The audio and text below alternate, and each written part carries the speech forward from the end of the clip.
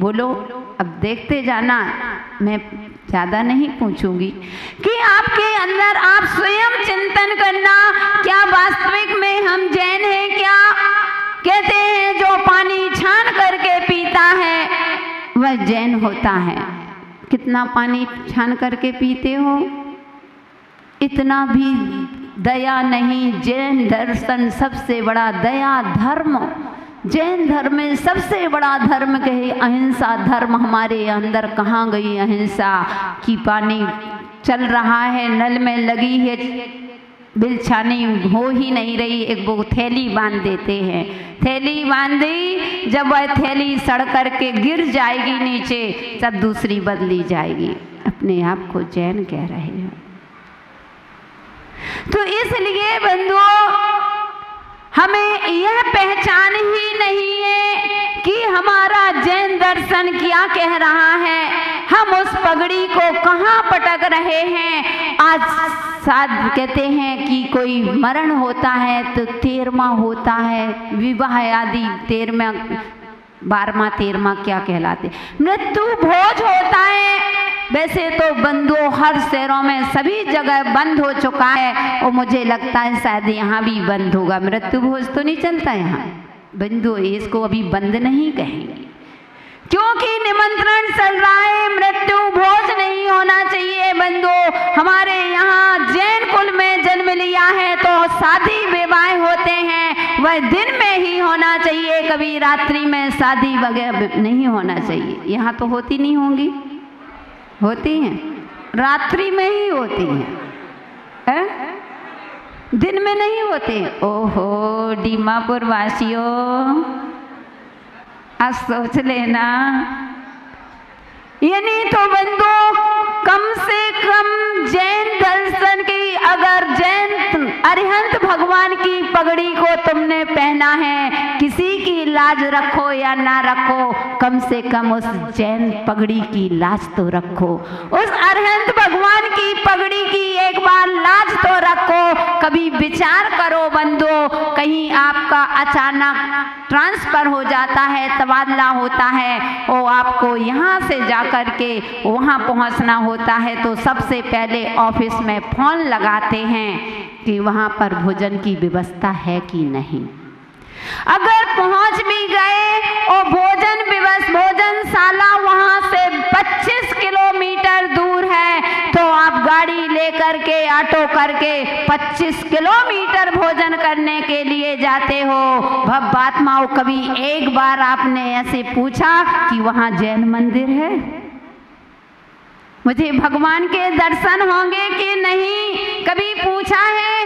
कभी पूछते हो? और 2 किलोमीटर भी जैन मंदिर है तो अब कौन जाए? समय नहीं था, माता जी ने, गुरु माँ ने नियम दिया था, हम प्रायश्चित ले लेंगे, ज़्यादा होगा तो अपने आप से एक माला फेर लेंगे, रहने दो, कौन जाएगा। ओह, अब सोचना बना। यानी भोजन तुम्हें भजन से ज़्यादा भोजन प्यारा हो गया। ध्यान रखना, भोजन तो शरीर का खुराक है, लेकिन प्रार्थना तो आत्मा की खुराक है। अगर प्रार्थना ही नहीं तो तुम्हारी आत्मा में क्या तुम्हारी शुद्धि होगी? इसलिए बंधुओं, वस्तु के होते हुए भी और वस्तु को न पहचानना, ये सबसे बड़ी बुद्धू कहलाते हो। इसको बुद्धि नहीं कहते हो। एक बार क्या हुआ कि एक व्यक्ति जूस निकाल रहा था और जैसे गर्मी का समय था और एक सामने एक व्यक्ति पहुंचा तो कहता है कि भाई इस जूस में विशेषता है, जूस पियोगे क्या? तो उसने कही क्या विशेषता है? इस जूस में विशेषता है जो एक बार इसको पी लोगे तुमको बुद्धि नियम से आ जाएगी। उसने कहा कभी ऐसा सुना है क्या? कभी ऐसा होता है कि जूस पीने से बुद्धि आ जाती हो? बुद्धि किससे आती? बादाम खाने से बुद्धि आती क्या? तो किससे बुद्धि आती है? मामा जी, किससे बुद्धि आती है? बादाम खाने से आती क्या? कैलाश जी तो अपने आप कह रहे, हाँ तुमने तो खाई होगी इसलिए ज़्यादा बुद्धि है। सुरेश जी, बुद्धि किससे आती है? संगपति जी आप ही बता दो। बताओ किससे बुद्धि आती है? यहाँ से आवाज आ रही है ठोकर खाने से बुद्धि आती ना। वाह, तो फिर मन एक पत्थर रख लिया करो, रोज ठोकर लगाया करो, रोज ठोकर लगाया करो पत्थर से, तो अच्छी बुद्धि आ जाएगी। बंधुओं, बुद्धि न बादाम खाने से आती है, न बुद्धि ठोकर खाने से आती है, बुद्धि हमारे अंदर से विचार कर। जब हम बुद्धिमान लोगों के पास बैठते हैं तब बुद्धि आती है। तो मैं बात ये कह रही थी कि वह कहता है कि एक बार जिस जूस की विशेषता है, मैंने ऐसा रसायन तैयार किया है कि जो इस जूस को पिएगा उसको नियम से बुद्धि आ जाएगी। उसने कहा कैसी बातें कर रहे हो, आज तक नहीं सुना। तो उसने कहा तुम पी कर के देखो। तो उसने सोचा चलो अब ये कह रहा है सामने वाला, और दीमापुर की बात और कहीं की बात नहीं थी, दीमापुर की बात थी कि ये कह रहा है तो चलो पीते हैं। उसने कहा कितना पैसा? उसने कहा 500 रुपये लगेंगे एक गिलास जूस के। वो 500 रुपये, चलो अब बुद्धि लेना है तो क्या 500 क्या 1000, चलो देते हैं। और बंधुओं, उसने जैसे ही पहले कहा पैसे दो, उसने पैसे दिए, उसने तुरंत एक गिलास जूस पकड़ा दिया और जैसे ही पिया, एक घूंट पिया और उसने जैसे ही अंदर गया थूक दिया। कहते अरे ये क्या है? एक जूस है, इसमें ये तो करेला का जूस है, कड़वा रखा है। उसने कहा कि यही तो बुद्धि आ गई ना तुमको, वस्तु के रखते हुए तुम्हें पहचान नहीं हुई, वस्तु के देखते हुए तुम अभी तक नहीं पहचान पाए कि ये करेला का जूस है। जब एक घूंट पिया तभी तो बुद्धि आ गई ना कि जूस करेला का है। आ गई ना समझ में कि मामा सही है ना, बुद्धि आ गई। तो बंधुओं ऐसे ही होते। अब वह कहता है कि मेरे 500 रुपये वापस करो। उसने कहा क्यों करूं? तुमको कैसे पता चला ये करेला का जूस है? बुद्धि कब आई?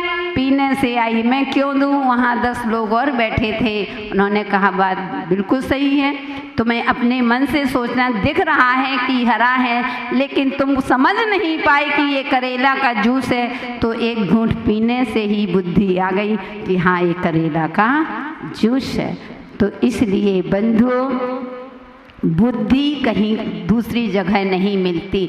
अगर बुद्धि आपको प्राप्त करना है तो कहते हैं जो सबसे ज़्यादा बुद्धिमान हो, जिसका ज्ञान प्रखर हो, जिसका चिंतन अच्छा है, जिसके सुविचार होते हैं, हमेशा उनके पास बैठो, उनके पास रहने का प्रयास करो, रहने के साथ साथ उनकी आज्ञा पर चलो और वे जैसे कह रहे हैं ऐसी उनकी बात मानो।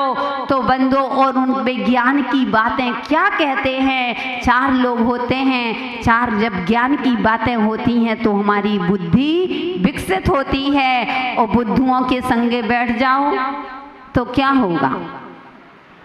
इज्जत वही देता है जो इज्जतदार होता है, इज्जत वही देता है जो इज्जतदार होता है, आदमी वही देता है जो जिसके पास होता है, आदमी वही देता है जो जिसके पास होता है। तो बंधुओं, जिन बुद्धिशाली ज्ञानियों के बीच में बैठोगे तो तुम्हें ज्ञान की चर्चा मिलेगी, और अज्ञानियों के पास मिलोगे तो अज्ञान की चर्चा ही होगी। जैसे वह एक थैली में 2 मूर्ख मिलते हैं और एक थैली में कुछ डाले हुए था, तो एक मूर्ख दूसरे मूर्ख से, एक बुद्धू दूसरे बुद्धू से कहता है कि भाई तुम्हें बताओ कि मेरी थैली में क्या है।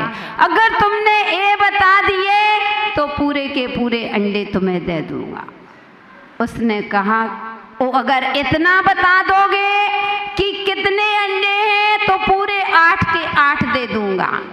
ओ इतना बता दिए कि किस पक्षी के हैं तो मुर्गी भी तुम्हारी। और तो दूसरा मूर्ख कहता है कि भाई थोड़ा प्रश्न बड़ा जटिल है, थोड़ा सा और इसको सरल कर।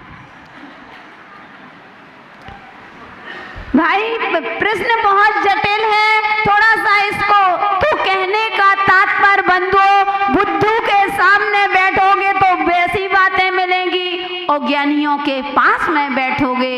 इसीलिए तो कहते हैं कि संगति अच्छी करो, अच्छे विचार रखो। अपने ज्ञान की कीमत बढ़ाना है तो थोड़ा सा विचारों में अंतर करना पड़ेगा। विचार अगर अच्छे होंगे तभी वह नाम सार्थक होगा। पहले के समय में भगवान के नामों में नाम रखे जाते थे जिनका सार निकलता था। कहते महावीर, पारस, पद्म आदि आदि, यानी भगवान के फिर बाद में आते आज के नाम ऐसे नाम हो गए जिनका कोई भी सार, तत्व सार कुछ भी नहीं। चिंटू, मिंटू, टीटू, अब क्या कहलाते जे चिंटू, मिंटू, टीटू आदि, यानी बंधु क्या नाम, यानी नाम ऐसे रखो जो तुम्हारे जीवन में तुम्हारे गुणों से मिल सके। अथवा तुम अगर नाम है रखे हो मूर्ख और नाम रख दिया ज्ञानचंद, बीनते हैं कंडा और नाम है लक्ष्मी बाई। कहते हैं कि गरीब दास जी अमीर दास को दान दे रहे हैं, नाम है।